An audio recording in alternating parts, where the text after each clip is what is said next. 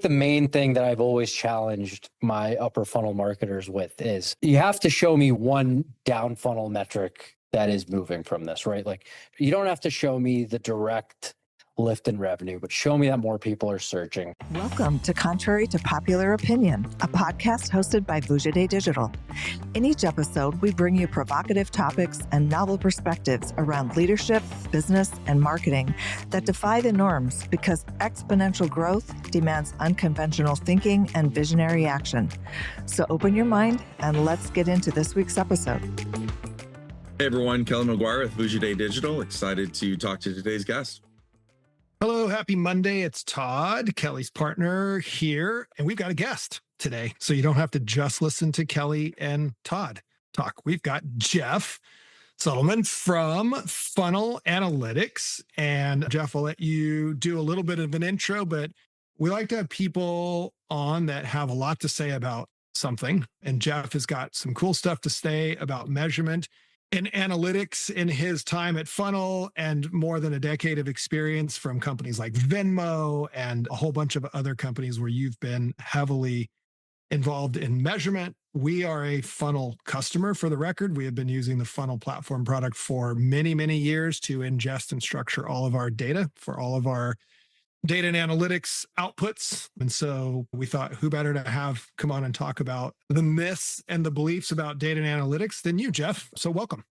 Yeah, thanks for having me on. Funnel.io is the company. We're kind of the backbone of a lot of marketing analytics stacks. So excited to be here, excited to talk to you guys in podcast form rather than in a work call. So yeah. So do me a favor, just to start out, sort of explain what is Funnel, what's the core product, how's it used? Just give a brief explanation of it. yeah, so Funnel is what we'd call marketing intelligence suite or a data hub suite. And it's essentially about taking all the various places that you do marketing and combining that into one easy to use table so that everyone in your company, whether it be an agency or a brand, can point to a single source of truth of what your marketing has done and what it's doing. Past life, when I was on the brand side, we were looking at vendors for this. And my manager at the time, he said, if we don't know where we were spending yesterday, then we'll never get to the level of visibility and performance we want to get to. So Funnel helps brands kind of answer that question, brands and agencies. Where did I spend yesterday by campaign and by creative? And it always boggles my mind how tough that question can be for a lot of people to answer. So we're trying to make it easier for them. It is a tough question. So as an agency, our job is constantly on the line to prove what we did. And so, the next dollar we spend or spent, we're constantly on the line to have to prove it. And we've built a pretty sophisticated tech stack around analytics. Funnel, again, is the backbone for that.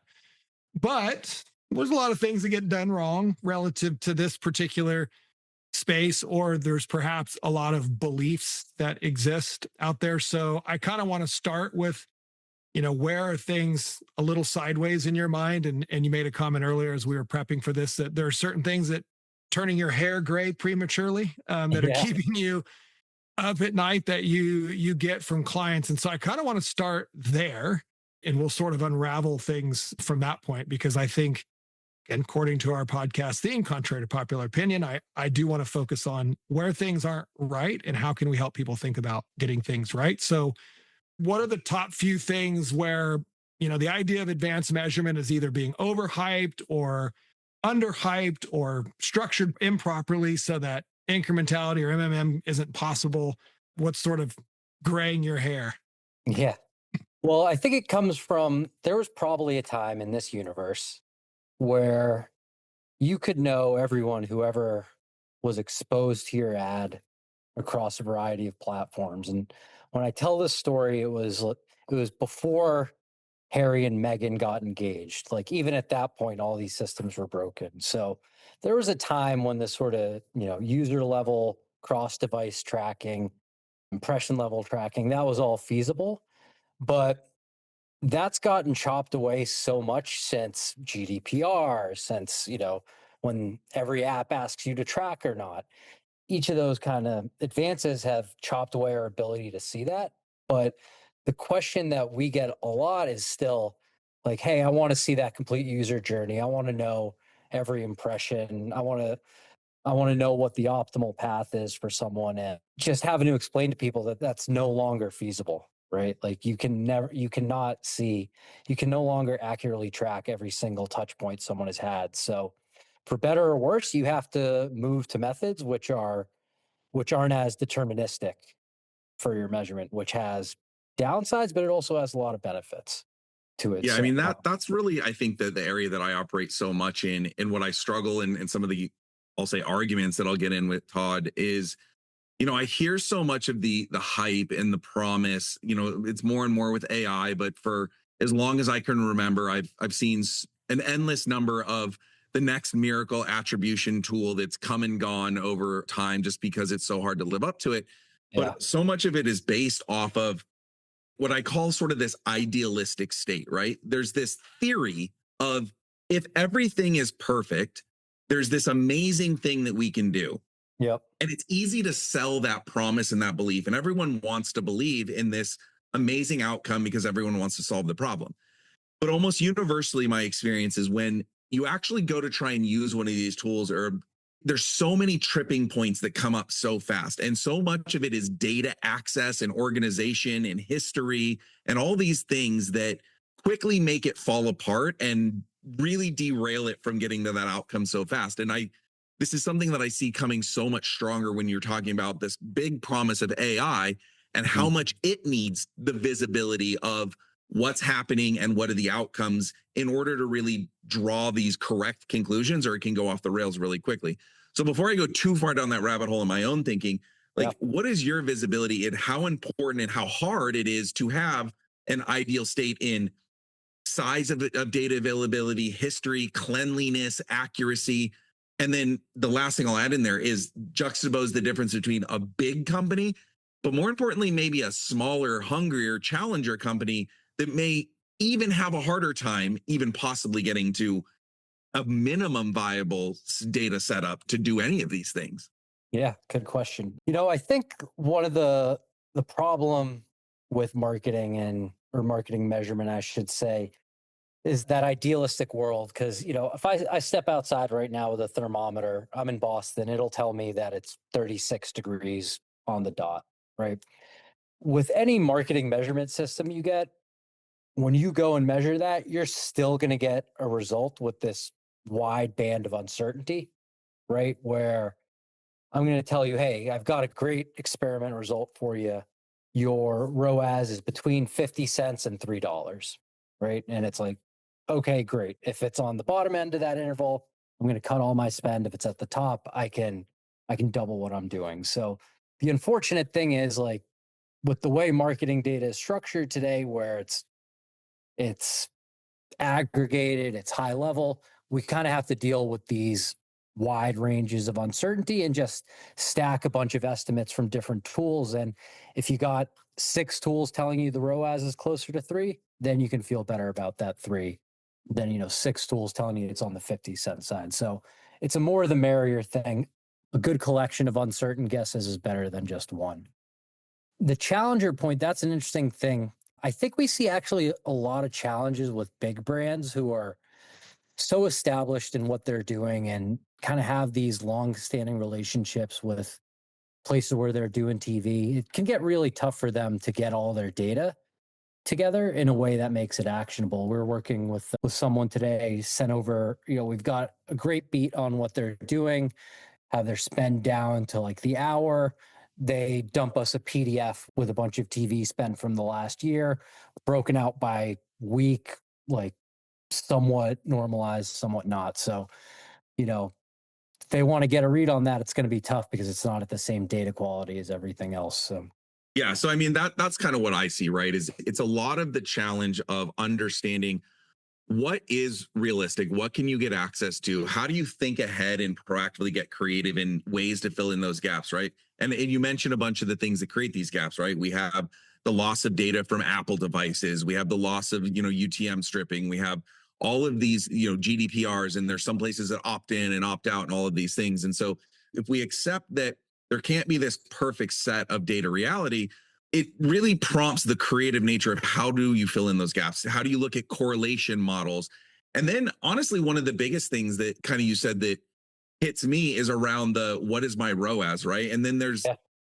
the context of that question, right? One of the biggest challenges that we run into is these big platforms that we use to access and spend dollars through. They all like to grade their own homework, and they're very, very good at giving themselves credit and very good at creating formulations that really inflate those numbers and say spend more. But we need to look at things holistically, right? What are the touch points? And one of the things that Todd and I talk about all the time is search, last touch attribution is so critical in knowing really what the end of the road is. But you get sort of an overbalance in things like search, because of course, if I didn't click on an ad and go there, I'm very rarely going to remember the URL, right? I'm going to go and Yeah. search for it and I'm going to get some credit there. But then you have the question of, would I have ever conducted that search had I not seen the streaming CTV ad before, or had I not scrolled past the Facebook ad, or had I not been to the site? And then you get into remarketing pools and all of these things. Yeah. So I think that trying to create that balance between the immediacy of the efficiency of spend on last touch versus the big picture contributions of how all these things work together, that's where it highlights the importance of data structure and cleanliness and understanding and really the creative utilization. So yeah, I mean, it just sounds like you're sort of reinforcing a lot of these theories and thoughts that I have around all of these tools are great. AI is awesome. But if you don't spend the time to get it ready, to scrub it out, to evaluate it, to understand it, it's so easy to create this confirmation bias, right? If I go and look and say, are my meta ads working for me? It's pretty easy for me to accidentally or inadvertently sort of craft the story that says yes. When if I take a step back and look at it more holistically and I have the right data set, it might be yes, but it could be better if you were to create this mix of things and this journey paths. And all of that goes down to access to data and all of that. And so I love the idea that Funnel.io's vision is sort of being agnostic and this aggregator of all this disparate information in one place so that you can ask the right questions and deploy the right things to have any chance of any of this stuff working. Yeah. I mean, I wonder who we have to blame for this last touch and ROAS quandary that we've gotten ourselves into. Maybe it's our finance partners across the globe, because you think of that search example you just gave there. But I've been in a lot of meetings where I'll have our CFO kind of wondering, hey, why are you spending on video here? I see 10 last touch conversions, whereas branded search you got 2,000. Explain to me why your dollars look like that. And it's really tough for marketers to kind of explain some of that to people who aren't necessarily in the practice. So I think as marketers, we kind of need to do a better job of explaining up front what we're going to use last touch attribution for and where it's not going to be useful. There's kind of a soul to marketing, right? Like there's people who are going to want to buy the jersey sponsorships. Vibes-based marketing and vibes-based decision making isn't going to go away, despite AI and the proliferation of data that's available or not available. So kind of finding a way to balance that's going to be tough for everybody. I will say in the last 90 days, most of the virtual conferences that I've been a part of, the general theme, and I think Kelly, you might have heard some of this at DigiDay, was branding. The idea of brand is coming back, and that the idea of last click attribution and sort of this, the finality of all that stuff is, I think a lot of the gaps and the things are starting to have matured enough where marketers are going, you know what, brand still matters. Yeah. People want to buy a brand that they fall in love with. They don't necessarily just want to buy the latest thing on TikTok that says it solves whatever problem they have, or simply just introduces them to some new gadget that they didn't even know they needed or wanted, and they just buy it and there's zero brand connection. But I did hear, just for the sake of our own sanity and the soul of advertising that I've dedicated 30 years of my work career to, brand is still a thing, and maybe it's going to make a comeback. I saw a great quote today. Someone said, if brand spending traditionally associated with these large retailers, people have the money to do it. The quote was, if you spend like a small brand optimizing for bottom funnel last click, you'll stay a small brand. But when you start thinking and spending like a big brand, then you can possibly make that rocket leap that everyone's really hoping to get. I wonder for you guys, being on that side of often trying to find budget for brand, Like, how do you guys go into that convo? Because I don't want this to be the my gray hair show, but having that discussion with finance teams about, hey, remind me why you're spending on these tactics that aren't showing up in our scorecard. That's I mean, always a really challenging one. Kelly, you're the best to answer this, but I'll just tell you point blank, it's a philosophy of ours that full funnel marketing is a core concept that we fundamentally and can statistically and factually back up. We can show what happens with and without to the bottom of the funnel. And with, the bottom of the funnel is always better. Yeah. But I mean, it is, we are held feet to the fire in at least, building a case and showcasing kind of believable outcomes that show that journey and show that impact, even if it's not one-to-one attribution, see and add by a product. We have to look at contribution models of, one of the things that we build so much in the programmatic space, because that's so viewed through, it's so exposure based that leads to the awareness and the outcome, but it can be, a 30, 60, 90-day journey before it turns from awareness to conversion. We do look at things like modeling contribution journeys, right? Where we'll measure the outcomes around search but look at when a programmatic ad is in the pre-journey versus not, how much more likely is the conversion to happen? Or what's the contribution with Meta? Or we look at a lot of multi-touch attribution. But again, there's even gaps in that, right? Because you can't see every device, you can't see every element in that. But as Todd said, we have to make that case. And I love the scenario that you gave around thinking like a small brand and thinking like big brand is there's generally a ceiling to that small brand mentality where you can ride the organic wave, you can ride the momentum, you can ride the influencer. And at some point, there's a marketing engine that has to be built. And the fuel of that is generally not infinite, put $1 in, get more than $1 out if you're just looking at the bottom funnel. So we have to create that case around why is someone believing? Why are they journeying? What's their alternative purchasing power? What's the messaging?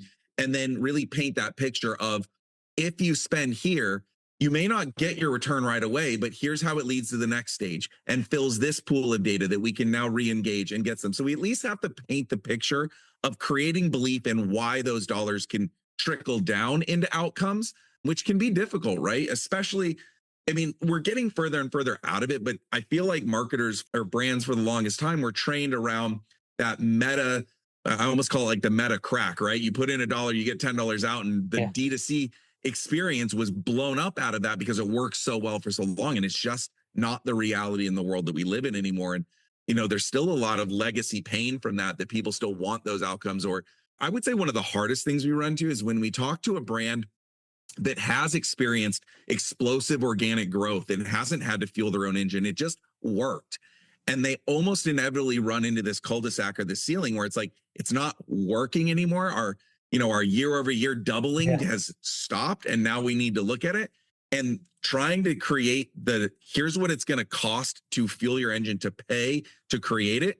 It's a very painful transition for these brands of like, I had to spend very little and now I have to spend big numbers for much smaller returns and incremental gains. It's a really hard transition to teach people. But where we generally base that off of is if you're very smart about it and you're very controlled about it, not every experiment will work, but it creates a controlled environment. It creates a predictability. It creates control over your own destiny. And so it is what turns you from sort of a trending brand to a lasting brand that can actually grow in maturity and those types of things. But it's a hard conversation to have.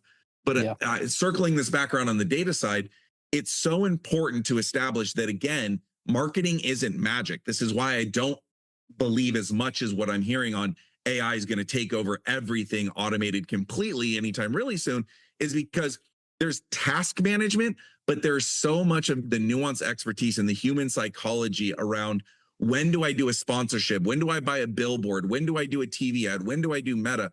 What is the mix of all of these? And it's not zeros and ones that's always informing it. But the better we are about getting those zeros and ones, getting those, what did I do and what was the outcome, that does exponentially grow those abilities. So I'd love to hear something from you a little bit of, I've talked a lot about these gaps. We've talked about GDPR and those types of things. What are some of the biggest mistakes or shortcomings that you tend to see brands get into in terms of if it's not naming the structure of their data right, or it's not thinking about where and how to place their pixels, or we run into so many bad data setups where it's like double firing of conversions or hard coding versus tag manager? Like, are there a lot of things that create what I will call data garbage that is problematic on your side that leads into that? That's a great question. The number one thing that I would tell brands to get right is the quality of signals that they're passing back to the platforms. I've seen that'll be the difference between a $50 CAC and a $10 CAC. The amount of brands who struggle, who kind of push that, that MarTech infrastructure to the side and say, oh, I'm sure Facebook will figure it out anyway, versus the ones who optimize and try to give Meta as much information as possible. That's far and away the biggest game changer for making media more efficient. So that's the one that I would go for. You know, look, campaign naming is a tough one, but I think that's the analyst curse for hating when those structures get messy.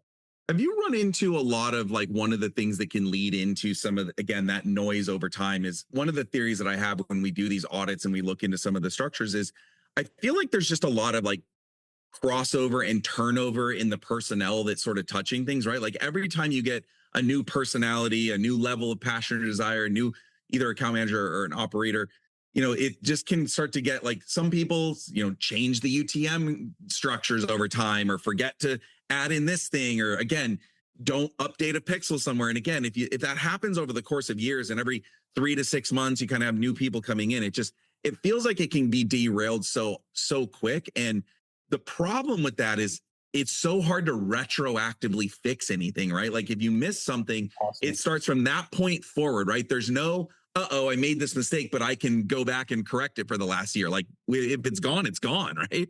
Yeah, it takes a really sick and twisted mind to have the passion for data governance that is necessary to keep these systems up there. Right. So like that's why so many brands struggle with that, to find that person who can actually set that up for everybody else. They're a needle in a haystack for sure. Yeah. I mean, that's why, again, when we have these conversations, I get so hung up on the teams and the personnel, right? Like the empowerment of these tools is incredible. But again, they have to be used and they have to be prepped for. And I think that the big thing as I'm having this conversation is just the consistency that needs to exist over time, because you can have a great engine today and it can be broken next week if you're not careful. Yeah. I mean, what's AI going to do when it sees your UTM campaign as summer promo? Like, it's not going to know anything about that compared to the others. And it's why, as a media agency, we've always invested our human capital sort of headcount in analytics is usually as big or bigger than our media team because of what you guys are talking about. Data structure, data hygiene, data, all that stuff is where we've spent a lot of time and energy, because Kelly can't tell an accurate story if there's inaccurate structure to the information. Speaking of all of that in a large sort of bowl of data, Jeff, one of the questions I wanted to ask, we've spent a great deal of time and energy this year as a company getting ISO certified as an agency, going through GDPR certifications, HIPAA certifications, ISO 27001 certifications. So data compliancy, data security, all that kind of stuff is becoming a bigger and bigger deal. Where does that fall in your world at Funnel? What are you guys seeing, or what's working, not working? Are you seeing big risky things taking place, or how is security and compliance impacting your space or the brands that are trying to get all their data set up properly? Yeah, I think it's difficult for a lot of the larger brands right now to kind of manage those processes with moving at the speed that they want to be.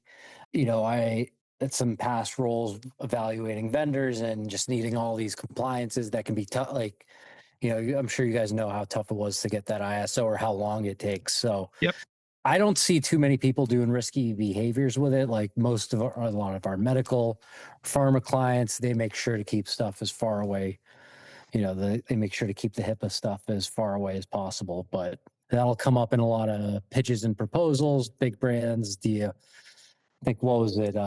Someone came in and our account exec needed to hit up the company Slack channel to say, hey, do we have like a human trafficking training to make sure that we're not partaking in that, right? Because that was part of the requirement for the pitch. So there's a lot of hoops to jump through now, but luckily I think people are being pretty clean with their data. Well, yeah, and I think it's just going to continue to get more and more scrutinized. But yeah, I mean, it's interesting. We onboarding two publicly traded or enterprise level companies this year. It's the first time that we were faced with it being in an MSA, that we actually, as an agency, were required to possess those sort of data security and compliance certifications. So it's actually new business that drove us to go out and get that. But since we've got it, and now I'm seeing it come up more and more and more. And I feel so much better that we as a company have that level of certification and training that's going on a regular basis in our company, because we handle so much client data. We stay away from, the PII and that kind of stuff. But I was just curious what you were seeing. I'll still get the eventual data file email where someone will keep the names and emails on the end. I just have to shake my hand and put it in the we had a client many years ago in the financial industry that literally data dumped their entire customer data file onto a USB thumb drive and physically hand it to Kelly and say, here's our entire client database on a USB drive for a financial institution. I was like, I'm not sure that that's probably a safe thing to be doing. Aggregate this up for me. Kelly, what do you got? You got another question? Yeah, so I have my last question because we touched on it, and I'm really curious on your perspective, and I don't know where. So there's a term that we kind of bounce around and can sometimes be interwoven. So we talked about it. There's data analyst, and then there's data scientist. And I'm curious as what your thoughts are on how you would define the roles of those two and the importance and sort of how you've seen those evolve. It's just a curiosity of mine on that's a great question. I think the data analyst part is about being able to take that result from the data scientist and tell people why they should care about it. For some reason, like the way the world's been created, it's really tough for people who are good at the science, engineering, and math part of data. It's really difficult for them to kind of, I want to say, like dumb that down for the everyday user. So there's got to be that bridge somewhere in between it. And I think that's what makes an effective data analyst, is being able to be, tell you what does it really mean when your test tells you your ROAS is between 50 cents and $3, right? There's some gold in there within that wide range. So the analyst is kind of the one who helps you walk through that. So it's really a translator. Instead of translating Chinese, you're translating zeros and ones or data and numbers and graphs into language. Yeah, I think that's a great description of it. That's something that we struggle with tremendously, is, like I said, there's tends to be that personality that's really good at modeling and using the data and creating this great outputs, but they can be these very long, hard to understand, so what does this mean, or why did this go into it, versus the storytelling that translates it into, I understand what led into that. I understand why it happened. And most importantly, what I should do about it, or where it's guiding me. And bridging that gap has historically been something that we've navigated personalities with, people that are great with numbers versus people that are great with language. That's one where I am hopeful on AI kind of being able to create that kind of superhuman, that like 10x engineer, where you can kind of use it to fill in the areas that you're weaker and kind of help create a more complete person. One other thing, when we talked about like the full funnel and the brand part, because a lot of my career has kind of been on the finance side of that and kind of challenging that budget. But I think the main thing that I've always challenged my upper funnel marketers with is, you have to show me one down funnel metric that is moving from this, right? Like, you don't have to show me the direct lift in revenue, but show me that more people are searching. Show me that my meta got more effective in that area. It's like, I don't need that rock solid finance evidence, but I need to see something that it's working in the short term, because you can't see working anywhere in the short term. It's going to be hard pressed to say it's just a long-term thing. We like to call the absence of that just vanity metrics, things that just look good, impressions, clicks, things that are like, okay, but what's the next thing that resulted in? The number of impressions served, should that be barred from all campaign wrap-up deck? Yes, please. Yes, please. Kelly and I have been saying for more than a decade, none of that stuff matters. Yeah. What matters is you spent $1, did you get more than $1 back out? How we got there, however many impressions it took or clicks it took, a lot of those things, they're directional to media optimization, but they're not strategic in terms of how we decide to financially plan investments necessarily. So I mean, without that down funnel impact, right? It's everything becomes highly manipulatable, and that becomes very problematic, right? It's so easy to make things look good on paper that don't translate to business. Again, we've had so many experiences where we've taken over accounts and clients where I can vividly experience these where I'll go to the entity that handled it before us, and they'll have this glowing, incredible case study about the greatest work that was ever done on it. And then we're hearing from the client that's taken away from, oh, like our business didn't move, like we're down, like we're not, the numbers aren't moving in the directions we want to go. And it's just, it really highlights how easy a story is to manipulate and change if that's all you're focused on. To quote Zoolander, it makes me feel like I'm taking crazy pills when I see those things. Yes. It's all right. Speaking of crazy, I'm going to put you on the hot seat, Jeff. I got 3 sort of questions left for you. 1 word or slightly more than 1 word answers in the hot seat, and then we can close. So the hot seat first question is, what is the most, speaking of what we just talked about, what's the most overrated metric in marketing today, in your opinion? Overrated. CPM. You get what you pay for. Oh, thank you. What's the most underrated metric? Let's go with marginal incremental ROAS. If that's low, then you can take the last dollars of that meta engine and, maybe you get that jersey sponsorship. Like it. If you could ban one data myth from the industry that we all work in forever, what would it be? That ROAS is a single and knowable number. You're hired. You're hired. All right, Jeff, thank you. It's not often we get to speak to an in-depth analytics mind such as yours. So just in final wrapping, where should people go if they want to take a look at Funnel? Yeah, come check us out, Funnel.io. We've got the data hub. Make sure you know where you're spending. Advanced measurement on top of that, MMM, incrementality testing, MTA. Basically the only 3 ways to measure marketing in 2025. And then the thing we talked about earlier, passing back quality data signals to platforms through our Activate product. Easy ROAS when they're let Meta know when they're acquiring a lead that's going to convert versus someone who's just filling out the form for fun. So funnel.io, check us out. Fantastic. Thank you. It was good seeing your team out in Boston last time I was out there. So hopefully it's not too cold. Yeah, if the Red Sox are at the Padres this year, maybe we can all see you out there, grab a fish taco. Yes, please. Yes, please. Thanks again, Jeff. It's good talking to you. Have a great holiday coming up, and we'll look to get you on again. Sure. I loved it. Talk soon. Thanks for listening to Contrary to Popular Opinion, where we challenge you to think independently, push the limits, and take uncommon action so you can achieve game-changing results in your business and your life. To stay up to date with our latest episodes, be sure to click the follow or subscribe button now. Thanks again for listening. See you next time.